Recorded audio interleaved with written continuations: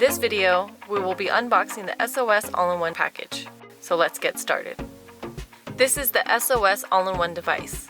This is the main device that can be used in the home and that you'll take with you when you're away from home. It's very sleek and weighs just under 2 ounces.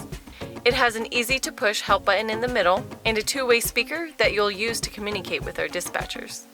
You will also receive a belt pouch, so you can put the device in the pouch and clip it to your belt or a bag. This is also the best option if you have a pacemaker, so that you can still use the device but keep a safe distance from your pacemaker. This is the lanyard that comes with your package. You can put it on the device and wear it around your neck if you like this option over the belt pouch. And here we have the all-in-one wearable combo button. This is what you will want to wear while the device is charging, or if you don't feel like carrying the device, or even while you're asleep, so that you are comfortable but still protected.